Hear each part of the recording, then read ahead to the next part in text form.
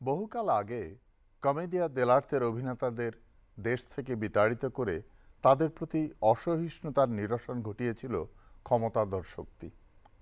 আজ অভিনেতা ও নাট্যদলগুলো সংকটের কারণে নাট্য নিবেদনের মঞ্চ, নাটক ও দর্শক পেতে গুরুতর সমস্যার মুখোমুখি হয়েছে।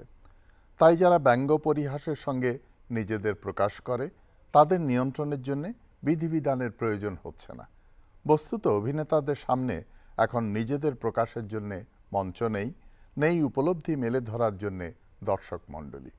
এর বিপরীতে ইতালিতে রেনেসাঁর সময় কমেদিয়ান্তিকে দূরে হটিয়ে দিতে ক্ষমতাবানদের গুরুতর প্রয়াস নিতে হয়েছিল, কেননা বিপুল সংখ্যক দর্শক ছিল এর গুণগ্রাহী। এটা সুবিদিত যে কমেদিয়া দেলার্তের সদস্যদের বিপুলভাবে দেশান্তর ঘটে সংস্কার বিরোধিতার শতাব্দীতে, যখন বিশেষভাবে রোমে সকল নাট্যমঞ্চ বন্ধ করে দেয়া হয় এই অভিযোগে যে তারা পবিত্র নগরীর সম্মানহানি ঘটাচ্ছে। ১৬৯৭ সালে পোপ দ্বাদশ ইনোসেন্ট বুর্জোয়া সমাজের রক্ষণশীল অংশ এবং ধর্মযাজকদের মূল গোষ্ঠীর চাপে টোরদিনোনা থিয়েটার ধ্বংস করে দেয়। নীতিবাগীশদের বক্তব্য ছিল এই মঞ্চে সবচেয়ে বেশি অশ্লীল নাটক পরিবেশিত হয়েছে।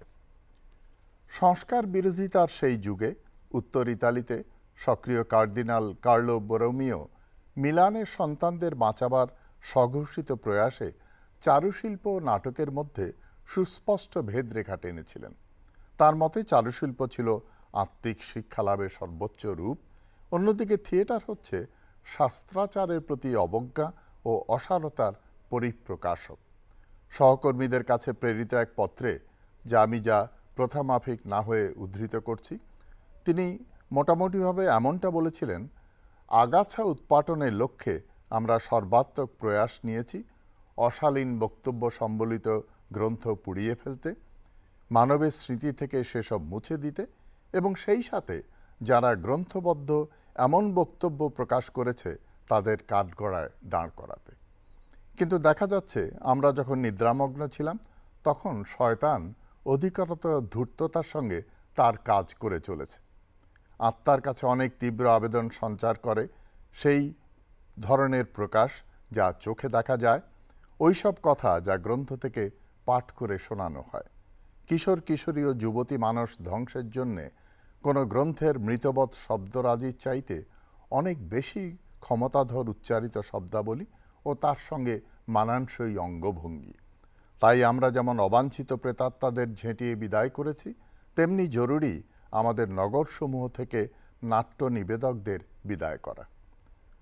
বর্তমান সংকটের কালে যখন আমাদের এবং বিশেষভাবে সেই সব তরুণদের যারা থিয়েটারের শিল্পরূপ সম্পর্কে জানতে আগ্রহী, সকলকে বিতাড়িত করার বিশাল আয়োজন চলছে, এর বিপরীতে আমাদের ভরসার জায়গা হচ্ছে কমেদিয়ান্তির বিতাড়িতদের, নতুন নাট্য নির্মাতাদের এমন এক সংহতির উত্থান যা আপন সামর্থ্যের নবরূপান্তরের মাধ্যমে নিঃসন্দেহে বয়ে আনবে অভাবিত সব অর্জন।